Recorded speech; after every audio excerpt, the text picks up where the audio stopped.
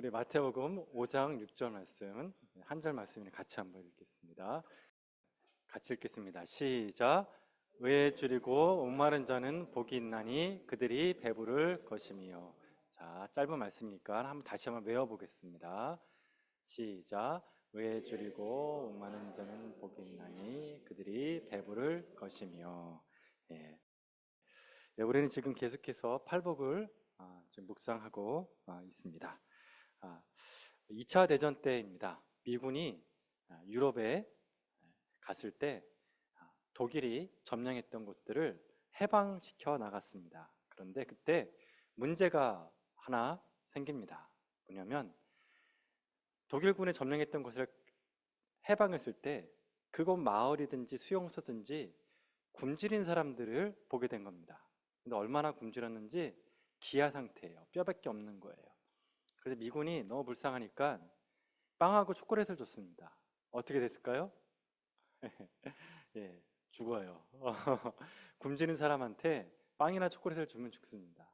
혹시 여러분 중에서 금식하신 적 있으십니까? 예, 금식을 한 일주일 정도 하시면 일주일 정도는 보양식을 하셔야 돼요. 그러니까 하루 금식하면 하루로 보양해야 돼요. 절대 탄수화물을 먹으면 안 돼요. 예, 그러면 심장마비에 걸리든지 아니면은 호흡곤란으로 죽을 수가 있습니다. 그것을 리피딩 증후군이라고 부릅니다. 그래서 미군은 당황했습니다. 굶어 죽는 사람을 도와주려고 빵하고 초콜릿을 줬는데 오히려 죽으니까 당황스럽습니다. 그래서 실험을 진행합니다. 어떻게 하면 이런 기아 상태에 있는 사람들을 잘 회복시킬 수 있을까? 그래서 지원자를 받았습니다. 그랬더니 36명의 미국 사람들이 자원했습니다. 그래서 그 사람들을 기숙사에 집어넣고 6개월 동안 죽지 않을 정도로 음식을 줬습니다.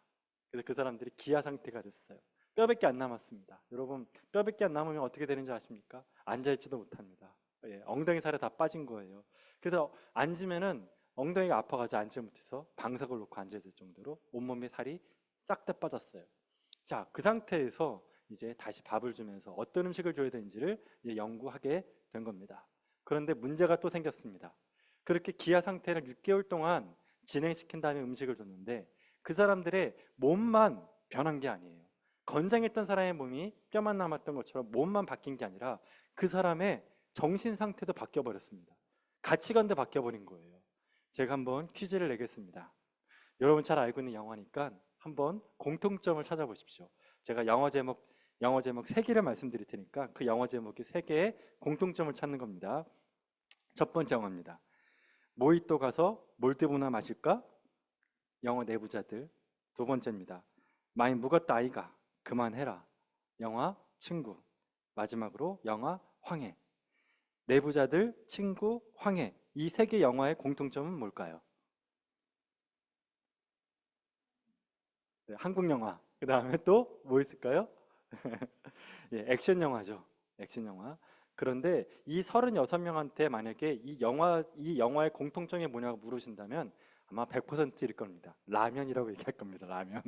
왜냐면 이 영화 3개 다 라면이 나와요. 주인공이 라면 먹는 장면이 나옵니다. 그러니까 뭐냐면은 이 사람들이 몸만 변한 게 아니라 인생의 가치관이 변했습니다. 이거를 터널링 현상이라고 하는데 하나밖에 안 보이는 겁니다. 여러분이 동굴 속에 들어가면 어때요? 동굴 속에 들어가면 불빛만 보겠죠. 살고 싶어서. 그렇죠? 출구만 보이지 않겠습니까?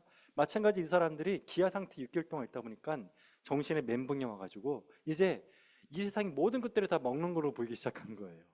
그래서 영화를 봐도 액션도 안 보이고 줄거리도 안 보이고 아무것도 안 보이고 오직 주인공이 뭘 먹는지만 보이는 거예요. 그러니까 다 오직 주만 보이는 것이 아니라 오직 뭐만 보인다? 먹는 것만 보이는 겁니다. 그래서 여러분 이것이 논리가 어떻게 되냐면 결핍이 집착을 만든다는 거예요. 자, 뭐라고 여러분? 결핍이 집착을 만든다는 거예요. 이게 심리학적으로 이제 이런 순환 관계가 있습니다. 제가 어떤 집사님을 봤는데 그 집사님은 지갑이 요즘에는 카드만 쓰잖아요. 근데 그 집사님의 지갑은 항상 현금으로 가득 차 있었어요. 5만 원짜리, 만 원짜리로. 그래서 이상해서 집사님 왜 이렇게 현금을 많이 갖고 다니세요? 라고 했더니 이분이 그러는 거예요. 내가 어렸을 때 정말 가난을 아주 징글징글했다. 너무너무 징글징글해가지고 주머니에 현금이 있어야 마음이 편하다. 그래서 이거는 내 마인드 컨트롤, 내 마음을 편하게 하기 위해서 이 현금 지갑을 잔뜩 갖고 다닌다. 이렇게 얘기하는 분이 있어요. 또 어떤 분이 이런 경우도 있었습니다. 집에 장롱에다 미숫가루를 그렇게 갖다 쟁겨 놓는 거예요. 미숫가루를. 그러니까 취미가 미숫가루고 그다음에 뭐 그 자녀들이 용돈 주면 그것도 미숫가루 사는 거예요. 그래서 왜 이렇게 미숫가루를 드시냐? 6.25 때문에. 6.25 때문에 이렇게 피난 갔을 때 그때 안 굶어 죽은 사람들은 다 미숫가루가 있었다는 거예요. 그러니까 그 이제 본인도 아시는 거예요, 그거를. 이제 미숫가루 안 먹어도 산다. 이제 알지만 그때 그 결핍, 그 충격이 너무 강렬해서 장롱 속에 미숫가루가 한 보따리 있어야 마음이 편한 거예요. 다리를 뻗고 자는 거예요. 그럼 저 같은 경우는 이런 게 있을까 없을까요? 혼자 고민해 봤습니다. 저한테는 최종철 목사님 저는 어떤 결핍이 있을까? 그러니까 결핍이 있는 걸 찾으려면 뭘 찾으면 집착을 찾으면 되겠죠. 그럼 제가 집착하는 게 뭔가 딱 봤더니 공부예요, 공부. 네, 그래서 왜 이렇게 내가 공부에 집착하나 딱 봤더니 어렸을 때부터 제가 귀가 따갑게 그냥 귀에 딱쟁이가 들 정도로 들었던 말이 있습니다. 그게 뭐냐면 공부 안 하면 지게진다 이 말이에요. 여러분 들어보신 적 있어요? 공부 안 하면 지게진다? 이 얘기를 너무 많이 들었던 거예요. 그리고 또 이런 말도 들었습니다. 너 망탱이 할아버지가 공부 안 하면 잡아간다. 근데 그 망탱이 할아버지 제가 본 적은 없는데 하여튼 그 망탱이 할아버지가 무서웠습니다. 무슨 말만 하면 망탱이 할아버지가 그래요. 그래가지고 제 마음속에는 이 결핍을 제 가족들이 저한테 결핍을 만들어준 거예요. 공부 안 하면 큰일 난다. 예. 그래서 제가 평생 동안 이 공부를 해야겠다는 마음이 늘 있어요. 그래서 책상에 앉으면 마음이 편해요. 아, 이제 됐다. 예. 공부에 대한 집착이 저한테는 생긴 겁니다. 이제 사람마다 그래서 이런 집착이 다 다릅니다. 여러분도 아마 분명히 하나쯤은 있을 겁니다. 이런 집착을 과학적으로 만든 게 뭐냐면은 매슬로우의 욕구 이론입니다. PPT 1번입니다. 이게 보시면 이 피라미드가 있죠. 맨 밑에 뭐가 있습니까, 여러분? 맨 밑에 신체 욕구가 있죠. 예, 여기서부터 계단식으로 이렇게 욕구가 올라가는 거예요. 근데 이거 이제 이게 왜 중요하냐면 오늘 본문 말씀이 이게 나오기 때문에 그래요. 예, 자, 맨 밑에 있는 욕구가 채워지면 그 다음 욕구로 올라가요. 그래서 이거 계단식으로 올라가는 거예요. 계단식으로. 이거 하위 결핍이에요. 맨 밑에 있는 게 하위, 그다음 그 위에 있는 게 상위 결핍이라는 겁니다. 제가 어렸을 때만 해도 부러웠던 게 있었습니다. 그게 뭐냐면 배 나온 친구였습니다. 뚱뚱한 친구가 그렇게 부러웠어요. 왜냐면 뭐 지금이야 뭐 말도 안 되는 소리지만 제가 어렸을 때만 해도 배 나오고 뚱뚱했던 친구는 잘 사는 집이었어요. 네. 왜냐면 그 친구 빼놓고 다 빼빼 말랐거든요. 뼈다귀밖에 없었어요. 그래서 제가 제 배를 이제 거울을 보면 딱 보였을 때 너무 볼품이 없는 겁니다. 왜냐면 너무 말라가지고 왕자가 있었어요, 배에. 그래서 이 왕자 이거 없어져야 되는데 그랬다니까요. 예. 그런데 지금은 여러분 어때요? 예? 뚱뚱하면 어때요? 예, 지금은 뚱뚱하면 빈민이다. 예, 못 사는구나. 음식 상태가 안 좋다라고 하잖아요. 지금은 이제 바뀐 거예요. 그러니까 지금 옛날에는 한국 사회가 이 신체 욕구 있죠. 먹는 거, 예, 식욕, 성욕, 수명욕이 엄청나게 강렬했단 말이죠. 예, 이게 터널 영상 이거밖에 안 보이는 거예요. 그런데 이게 지금 대한민국은 어때요? 해결됐잖아요. 그렇죠? 그래서 지금은 먹는 거에 집착하는 분 없잖아요. 근데 우리 식당 했을 때 밥 많이 퍼주면은 어떻게 합니까, 여러분들? 다 덜잖아요. 그렇죠? 예. 그거 옛날하면 상상이 됩니까, 안 됩니까? 상상할 수 없는 일이 벌어진 거예요. 그래서 지금 욕구가 위로 올라간 거예요. 안전 욕구로. 그리고 지금 다 연금이나 보험 들잖아요. 그다음에 사회, 존경 이렇게 올라가는 겁니다. 자, 어, 이렇게 이제 욕구가 쭉쭉쭉 올라가는데 매슬로우는 맨 마지막에 자아 실현 욕구가 5개까지 놓고 그의 말년에 죽기 직전에 한 가지 욕구를 더 추가했습니다. 그게 뭐냐면 자기 초월 욕구입니다. 자기 초월 욕구. 근데 이거를 저는 오늘 본문에서는 영적 욕구라고 제가 얘기를 하겠습니다. 자, 근데 여기서 키워드가 하나 있습니다. 이것만 기억하시면 돼요. 이게 좀 어려우니까 다 몰라도 돼요. 근데 딱 하나만 기억하세요. 자, 이 욕구는 어떻게 진행된다고요? 계단식으로. 밑에 게 해결되면 위에 게 올라가고 그 다음에 또 해결되면 또 올라가고 그렇죠? 그러면 상위 욕구가 해결되면 하위 욕구가 해결되면 상위 욕구로 올라가잖아요. 그럼 밑에 있는 것들이 그냥 상대화돼요. 상대화돼요. 그러니까 내 욕구가 올라갈수록 밑에 있는 욕구는 상대화되는 거예요. 좀 약해진다는 거예요. 예를 하나 쉬운 예를 하나 드릴게요. 지금 여러분의 욕구는 지금 어느 쯤에 있는 것 같으세요? 여러분의 욕구는? 지금 여러분의 욕구는 상당히 위쪽에 올라와 있을 거예요. 근데 맨 밑에 있는 저 밑에 있는 그 식욕에 대한 것만 말씀드리면 예를 하나 드릴게요. 제가 어렸을 때 엄마가 저희 집에 바나나를 한 개 얻어왔습니다. 바나나를.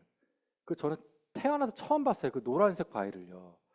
저희 누나하고 요거를 먹고 싶어가지고 정말 안달이 났습니다. 근데 엄마가 그거를 한 번에 주지 않고 조금씩 준 거예요. 조금씩. 그래가지고 그거를 어떻게 주냐면 일주일 내내 먹도록 주셨어요. 일주일 내내. 그리고 또 파인애플을 또 저희 삼촌이 갖고 왔는데 저 어렸을 때 파인애플 처음 봤습니다. 그런 과일이 있는지도 흉측하게 생겼어요. 제가 첫 느낌이 그랬어요. 근데 왜 삼촌이 그걸 갖고 왔냐면은 베트남전 참전 용사였거든요. 그 베트남 때 거기 가가지고 그 파인애플 갖고 온 겁니다. 근데 우리 그때 다 촌사람이었거든요. 그 파인애플 어떻게 먹을 줄 모르는 거예요, 이제 문제는. 가족들이 다 모여서 회의를 했습니다. 이걸 어떻게 먹어야 되느냐. 그래서 막 이런저런 얘기를 하다가 먹었는데 제가 기억에는 제가 하나 뭘 먹었거든요.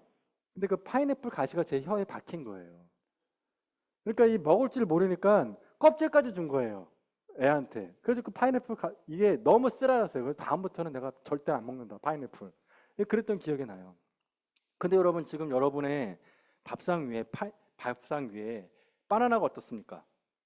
있으면 먹어요, 안 먹어요? 잘 안 먹죠. 썩어나잖아요. 그러니까 이 욕구가 위로 올라가면 밑에 있는 욕구는 어떻게 된다고요? 상대화되는 거예요. 자, 요거 잘 기억하세요. 욕구가 위로 올라가면 밑에 있는 욕구는 다 상대화 된다는 거예요. 자, 오늘 본문 말씀에 이 영적 욕구가 나오는데 그 영적 욕구가 바로 오늘 본문 말씀이에요. 이 본문 말씀은 시편 42편 말씀을 배경으로 합니다. 우리 지난주에 했었죠? 지난주의 말씀처럼 마태복음 5장 5절은 다른 시편 말씀의 배경이죠. 오늘 본문 말씀은 뭘 배경이냐면 시편 42편 말씀을 배경으로 하는 겁니다. 자, PPT 두 번째입니다. 자, 여기에 보면은 이 시편 기자가 이 시편을 쓸 때 어떤 욕구를 갖고 있냐면 여기 보니까 2절 말씀에 맨 마지막에 뭐라고 써 있죠? 내 마음이 상하도다 그랬죠. 내 마음이 상하다. 내 마음이 아프대요. 왜 마음이 아팠냐? 그 이유가 나옵니다. 그게 뭐냐? 그 위에 있는 줄. 하나님의 집, 내가 옛날에 하나님의 집에서 봉사했던 것들을 기억했는데 더 이상 봉사하지 못한다는 거예요. 쉽게 얘기해서 내가 예전에는 교회에서 성가대도 하고 찬양대로도 섬기고 그다음에 식당에서 봉사도 하고 안내도 서고 청소도 하면서 내가 하나님의 집에서 섬겼는데 이제 더 이상 섬길 수가 없구나. 그래서 이 시편 기자가 어떤 사람인지에 대한 얘기는 바벨론의 포로로 끌려간 사람이든지 아니면 다윗이 아니었겠냐라는 추측을 합니다. 그러니까 중요한 건 뭐냐면 이 시편을 지은 사람은 지금 예루살렘에 있습니까? 없습니까? 없다는 거예요. 예루살렘의 성전을 잘 섬겼던 사람인데 이제 쫓겨난 거예요. 그래서 그것 때문에 마음이 지금 상한 거예요. 여러분이 지금 여기 다 멀쩡하게 다 교회에 와가지고 예배 드리고 있지 않습니까? 예배 드리는데 여러분 마음속에 어떤 마음이냐면 그냥 매주 나오니까 나오는 예배잖아요. 그렇죠? 그런데 이게 여러분 절대 당연한 게 아니에요. 절대 당연한 것이 아니에요. 정말 큰 은혜예요. 왜 그러냐 여러분?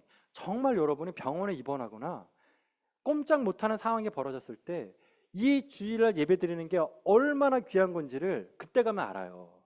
그 옛날에 제가 한번 얘기한 적이 있는지 모르겠는데 목동에 있던 집사님이 있으세요. 그 목동에 있는 집사님이 몸이 아팠어요. 꼼짝도 못 하셨어요. 그분한테 전화를 걸면은 목사님 저 교회 가고 싶어요 그래요. 근데 움직이질 못하니까 못 움직이니까 오질 못하는 거예요. 그래서 진짜 물어봤어요. 집사님 그냥 자녀분들한테 얘기해가지고 한번 오시죠 그랬더니 우리 애들이 싫대요. 그럼 집사님 제가 집에 한번 신방 갈까요? 안 된대요. 왜냐하면 집사님이 못 움직이니까 기저귀를 차고 계시는 거예요. 똥오줌을 못 가리시는 거예요. 그러니까 집안에 어때요? 엉망이잖아. 냄새나고. 엉망이니까 목사님도 못 오게 하고 또 어디 데리고 나가지도 못하는 거예요. 얼마나 비참합니까? 근데 그분이 가끔 전화를 드리면 어느 날은 울어요. 너무너무 막 보고 싶다고, 막 사람들 보고 싶다고. 그리고 죽기 전에 자기 소원이 뭐냐면은 교회 가서 예배 한번 드려보고 사람들이 인사 나누고 가는 거래요. 근데 끝끝내 그 자녀분들이 그걸 안 해줬어요. 너무 안타까워요. 그러고 나서 천국 가셨어요. 여러분, 지금 여러분이 여기 이렇게 앉아 있는 게 너무나 당연한 것 같지만, 여러분, 못 움직이는 분 입장에서는 여러분, 이 자리가 은혜의 자리입니다. 은혜의 자리. 정말 이게 당연한 게 아니라니까요, 여러분. 그러면 저 같은 경우도 그런 경우가 있을까요? 있어요. 제가 인생을 살면서 어렸을 저는 모태신앙이니까 4대째 모태신앙이에요. 모태신앙이니까 교회에 나오는 게 그냥 너무 당연했어요. 그러고 있다가 한 번 교회 못 나간 적이 있었어요. 언제나 군대 갔을 때. 신병교육 때 갔습니다. 신병교육 때 가가지고 이게 있는데 주일날 되는데 교회를 안 들어가는 거예요. 그래서 조교가 간부가 들어왔어요. 방에 들어왔 막 이런 뭐라고 막 얘기하더라고요. 기억도 안 나. 그래서 그때 제가 마음속에 품고 있었던 신병교육 때 가가지고 품고 막 손들고 조교님 그랬더니 왜 교회 언제 갑니까? 그랬어요. 여러분 남자들 알죠? 그 가능한 얘기예요? 안 되는 얘기예요? 예? 안 되는 얘기예요 그거. 그때부터 이 조교가 욕을 하기 시작하는데 거의 랩 수준이에요 랩. 아니 뭐 너 어쩌고저쩌고 하면서 거의 5분 동안 제가 평생 동안 들을 수 있는 모든 욕을 다 들은 것 같아요 그날. 얼마나 이 사람이 화를 내는지 너무 몰라요. 그렇게 제가 주일날을 못 갔어요. 그래서 제 평생에 아마 그날이 처음이었던 것 같아요. 예, 그러고 나서 2주인가 3주 후에 제가 교회를 갔습니다. 근데 교회를 가는데 제가 교회를 가는 순간 울었어요. 얼마나 눈물이 나는지. 와, 정말 눈물 나더라고요. 그래서 예배 드리다가 눈물을 흘리고 초코파이 먹으면서 눈물을 흘리고 정말 제가 정말 눈물 범벅이 된 적이 있습니다. 그러니까 정말 이게 여러분 예배 드리는 게 정말 여러분 은혜인 줄 믿으시길 바랍니다.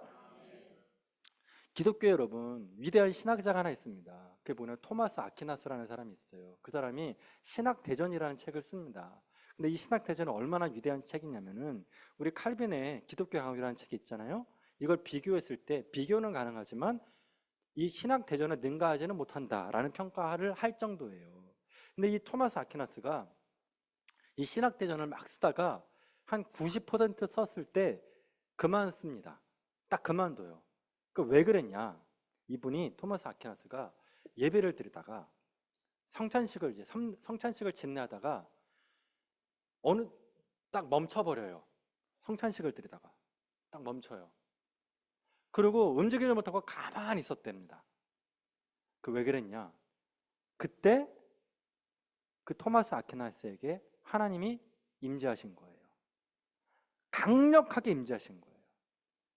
엄청난 은혜가 이 토마스 아퀴나스에게 임하자 이 사람이 뭔가를 본 것 같아요. 근데 자기가 뭘 봤는지는 쓰질 않았어요. 뭔가를 봤어요. 엄청난 은혜를 경험한 거예요. 그러고 나서 예배가 끝나고 나서 한 말이 있어요. 뭐냐? 내가 집필한 책들은 지푸라기다. 내가 본 것에 비하면, 내가 경험한 것에 비하면 내가 쓴 신학대전은 지푸라기밖에 안 된다. 더 이상 쓰지 않겠다. 그래서 더 이상 집필을 하지 않았답니다. 더 이상 강연도 하지 않았대요. 이게 은혜예요. 뭐냐면 여러분 생각해 볼까요? 여러분 경험이 클까요? 언어가 클까요? 경험이 클까요? 언어가 클까요? 경험이 커요. 여러분도 그런 적 있지 않으세요? 내가 어떤 압도적인 경험을 하면 이거를 표현해야 되는데 표현할 길이 없는 거예요. 몸이 좋은 건 알겠는데 표현할 길이 없는 것 같은 느낌 있죠? 그 느낌인 거예요. 그러니까 내가 뭔가 너무 황홀하고 너무 이게 너무 아름다워. 그런데 내가 이걸 단어로 표현할 수가 없는 거예요. 그래서 쓸 수 있는 게 그나마 유용한 상징이죠. 시적인 언어로 이걸 표현하는데 그래도 담을 수가 없어요. 그때 하는 게 뭐죠? 침묵이에요. 그래서 토마스 아퀴나스가 그 예배 때 경험했던 은혜와 하나님의 임재, 그 은혜와 임재를 경험한 뒤에는 더 이상 내가 쓸 수가 없다라고 얘기한 거예요. 그래서 그분은 그동안 강연과 집필을 엄청나게 하셨는데 다 그만뒀대요. 그래서 그의 말년은 뭐로 보냈느냐? 기도와 묵상으로만 보냈다고 합니다. 여러분 이런 은혜가 여러분에게 있기를 축원합니다. 여러분 예배를 드린다는 것은 뭐냐면 예배를 드린다는 것은 결국 하나님의 임재를 경험한다는 거예요. 여러분 한번 여쭤볼게요. 여러분이 지금 인생을 살면서 정말 수없이 많은 예배를 경험했을 겁니다. 그렇죠? 수없이 많은 예배를 드리지 않았습니까? 52주니까 1년은 52주예요. 52주 곱하기 10년 하면 어때요? 520번이죠. 그러니까 막 몇백 번, 몇천 번의 예배를 드리는 거예요. 자, 그럼 묻겠습니다. 그 수없이 많은 예배들 중에서 기억나는 예배가 있습니까? 기억나는 예배. 분명히 있을 겁니다. 하나님을 사랑하는 사람은 반드시 그런 예배가 있어요. 내 인생을, 내 존재를 뒤집어 놓았던 그런 예배들이 여러분 가운데 있을 겁니다. 분명히 그 뜨거웠던 그 예배의 현장과 그 뜨거웠던 예배의 감격을 여러분 분명히 느꼈을 거예요. 예. 그것이 하나님의 임재고 은혜거든요. 그럼 우리가 왜 예배에 나오느냐? 바로 그것을 원해서 나오는 거예요. 말로는 설명할 수 없는 그것, 그 은혜를 경험하기 위해 이 자리에 오는 겁니다. 예수님이 분명히 약속했어요. 뭐라고 약속했냐면 둘 이상 내 이름으로 모이는 곳에 내가 너희와 함께 하리라. 자, 그러면 여러분 이 자리에 주님이 계십니까? 안 계십니까? 계신다는 거예요, 여러분. 이 믿음이 없으면 우리는 지금 뻘짓하고 있는 거예요. 지금 이 자리에 주님이 임재하세요. 주님이 함께 하세요. 우리가 그거를 믿고 그런 기대감을 가지고 나오는 거예요. 그래서 저는 정말 기대가 있어요. 간절한 소망이 있습니다. 뭐냐면 주님, 정말 제가 진나하는 예배는 하나님의 임재가 충만한 예배가 되기를 간절히 소망합니다. 그러려면 제가 해야 될 게 뭐냐면 제 자신은 가리고 누가 드러나야 될까요? 주님만 드러나는 거예요. 예. 저도 제 인생에 돌아봤을 때 그런 예배들, 기억나는 예배들이 있습니다. 그래서 제 마음에 욕심이 있습니다. 욕심이 열망입니다. 그 열망이 뭐냐? 내가 그때 경험했던 그 예배보다 더 강렬한 그 은혜와 임재를 경험하게 해 주옵소서. 이것이 제 기도입니다. 우리 유양교회 예배가 그런 예배가 되기를 축원합니다. 예. 지금 시편 기자가 했던 이 마음이 상한다는 말 있죠. 이 4절 말씀에 마음이 상한다는 말이 바로 이거예요. 내가 더 이상 내가 예루살렘에는 그런 임재와 은혜를 경험했는데 이제는 더 이상 그런 은혜를 내가 경험할 수 없구나. 그런 임재를 경험할 수 없구나. 그 내가 마음이 상하는 도다. 그 뜻인 거예요. 그랬더니 여러분 사람들이 뭐라 그럽니까? 근데 이게 두 번째입니다. 임재를 못 경험하죠. 은혜 못 경험하죠. 근데 이 시편 기자가 어떤 문제를 갖고 있었던 것 같아요. 그게 몸이 아픈 건지 아니면 가정의 문제인지 어떤 문제는 자세하게 나오진 않지만 어떤 문제를 갖고 있어요. 근데 그 문제가 지금 해결이 안 돼요.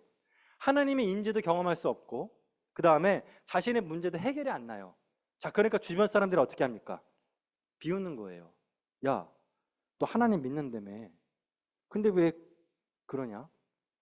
야, 하나님 너 싫어하신가 보다. 야, 야, 너 헌금도 잘 내고 교회 봉사도 하는데 너는 왜 그러냐? 어? 나는 하나님도 안 믿는다 잘 나가는데 넌 왜 그 모양이냐? 예? 비웃는 거예요. 내 하나님이 어디 계시느냐? 정말 너의 하나님이 살아는 계시냐? 이게 지금 3절 말씀이에요. 자, 그런 느낌으로 같이 한번 읽어볼게요. 시작. 사람들이 종일 내게 하는 말이 내 하나님이 어디냐니 내 눈물이 쥐하로 내 음식이 되었다. 그렇게 사람들이 비우는데 어떻게 답변을 못하는 거예요. 본인은 지금 인지 경험도 못하고 문제 해결도 안 됐단 말이죠. 그러니까 어떻게 해요? 지금 내가 할 수 있는 건 눈물밖에 없다. 내 음식이 내 눈물이구나. 눈물밖에 흘릴 수가 없구나. 지금 이게 지금 시편 기자의 속마음이었다는 겁니다. 그러면서 이 사람이 다음 PPT입니다. 그러면서 이 사람이 뭘 하냐?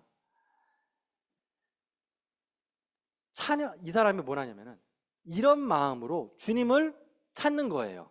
이런 마음으로. 그게 1절과 2절 말씀이에요. 같이 한번 읽어볼게요. 시작. 하나님이여 사슴이 시냇물을 찾기에 갈급한 같이 내 영혼이 주를 길을 갈망합니다. 내 영혼이 하나님 곧 살아계신 하나님을 갈망하나니 내가 어느 때까지 하나님께 배우리까. 자, 여기서 갈급한다는 말이 나오죠. 지금 뭘 갈망한다고요? 뭘 갈망한다고요? 첫 번째, 하나님의 임재. 그 다음에 하나님이 문제를 해결해 주실 것. 그러니까 첫 번째, 임재와 문제 해결이죠. 하나님의 임재와 문제 해결을 간절히 지금 찾고 있는 거예요. 갈망하는 거예요. 하나님이 임재해 주시면, 하나님이 제 인생 가운데 들어오시면 문제가 해결되지 않겠습니까? 그 갈망하는 것을 사슴의 신음물을 찾자 갈급한 것 같다라고 얘기하는 겁니다. 그러면서 하나님의 얼굴을 뵙고 싶습니다. 그것이 맨 마지막 절 밑에 보이는 거, 의에 줄이고, 시작. 의에 줄이고 목마른 자는 복이 있나니 그들이 배부를 것이며. 이게 지금 그 말씀인 거예요. 예수님이 이 말씀을 하신 이 배경 말씀이 바로 요 말씀이에요. 요 말씀. 자, 그럼 여기서 한번 여러분이 답변해 보시기 바랍니다. 설교를 잘 들으신 분들은 아마 이제 대답할 수 있을 겁니다. 그럼 자, 예수님이 말씀하신 의는 무엇일까요? 의, 바로 삼위일체 하나님인 거예요. 그러니까 의에 줄였다는 말은 삼위일체 하나님인 거예요. 삼위일체 하나님. 주님의 얼굴을 보고 싶습니다. 주님의 인재를 경험하고 싶습니다. 인재의 반대말이 부재예요. 부재. 하나님이 안 계신 것 같은 거예요. 내 인생 가운데 하나님이 없는 것 같은 거예요. 그 부재 경험 속에서 찾는 거예요. 하나님 임재를. 그것이 의에 줄인 상태예요. 주여 임재하여 주옵소서. 주님이 해결해 주옵소서라고. 주님을 구하는 것이 바로 의에 줄이는 거예요. 그러면서 어떻게 해요? 이 목마른 자가 바로 갈망한 상태이다. 그 상태가 어떻다? 복이 있다는 거예요. 여러분, 그러면 한번 묻겠습니다. 여러분, 이런 갈망하는 상태, 삼위일체 하나님의 임재를 갈망하는 이 상태는 여러분 이해가 되십니까? 안 되십니까? 이거는 머리로 이해되는 것이 아닙니다. 이것은 하나님을 맛본 사람만 아는 거예요. 이건 개념이 아니에요. 하나님의 임재를 맛본 사람, 은혜를 맛본 사람만 갈망이 생겨요. 즉 그게 뭐냐면 하나님에 대한 갈망은 은혜인 거예요. 하나님의 은혜도 주지만 하나님이 뭐도 준다? 인재도 주시면 하나님이 부재도 주세요. 자, 이거 이게 신학적으로 아주 이게 비싼 통찰입니다. 비싼 통찰이니까 잘 들으세요. 하나님이 임재도 선물로 주세요. 임재도. 근데 뭐도 선물로 주시냐면 부재도 선물로 주세요. 부재. 하나님이 없는 것 같은 메마른 상태도 하나님이 선물로 주신다는 거예요. 왜 그러냐? 영성학에서는 이렇게 얘기합니다. 하나님이 우리의 인간에게 하나님의 부재를 주시는 이유, 그건 뭐냐면 세상에 대한 맛을 잃어버리게 하기 위해서예요. 세상의 맛을 잃어버리기 위해서. 왜냐하면 우리가 하나님의 임재를 경험하면 하나님의 임재의 그 맛이 느껴지죠. 그런데 우리는 섞여 있어요. 세상의 맛과 하나님의 임재 맛이 섞여 있어요. 그리고 구분이 안 되죠. 예, 그때 하나님의 부재를 허락하세요. 그러면 하나님이 임재 경험을 못 하잖아요. 그러면 어때요? 내 마음속에 갈망이 생기죠. 그렇죠? 그러면 그때 갈망된 상태에서 마치 목마른 사람이 물을 먹으면 물맛을 알죠. 우리가 물을 계속 먹으면 물맛을 몰라요. 근데 정말 목마른 상태에서 제대로 된 물을 먹으면 그때 물맛을 알거든요. 그거예요, 그거. 그러니까 여러분 인생 가운데 혹시라도 하나님의 부재가 있다면 그 하나님의 은혜라니까요. 내가 인생에 메말랐어. 이거 해결이 안 돼. 하나님 날 버리신 것 같아. 근데 그것도 은혜라는 거예요. 왜? 그걸 통해 하나님이 어떤 분인지를 맛보아 알게 하시게 한다는 거예요. 예. 그 은혜도, 임재도 은혜, 부재도 은혜라는 거예요. 그래서 그 예수님이 하신 그게 복된 상태다. 이런 하나님을 갈망하는 열망을 갖게 하는 것, 하나님을 갈망하는 열망을 갖게 하는 것, 이건 세상 사람들이 알 수가 없어요. 절대 몰라요. 제가 이렇게 얘기한다고 여러분, 이게 얘기한다고 주님을 모르는 사람은 절대 이해할 수가 없다니까요. 맛본 사람만 알아요. 은혜를 맛본 사람만 하나님의 은혜가 얼마나 귀한 건지를 안다 이거죠. 그래서 부재를 통해 하나님이 갈망을 허락하신다는 겁니다. 자, 이제 말씀을 요약하겠습니다. 아까 우리 메슬로우 1단계 보셨죠? 메슬로우 PPT 1번입니다. 여기에 보면 원칙이 하나 있다 그랬죠? 계단식으로 올라간다. 두 번째 원칙, 위에 있는 욕구가 해결되면 밑에 있는 욕구는 어떻게 된다? 상대화된다.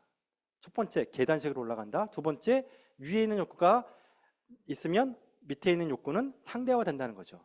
자, 여기서 복되다는 말이 여기서 나오는 거예요. 자, 여기서 맨 위에 있는 욕구가 뭡니까? 가장 상위에 있는 욕구가 뭡니까? 그렇죠. 영적 욕구예요. 그러면 그 영적 욕구가 해결이 되면 어떤 일이 벌어질까요? 밑에 있는 욕구들은 다 어떻게 될까요? 상대화되는 거예요.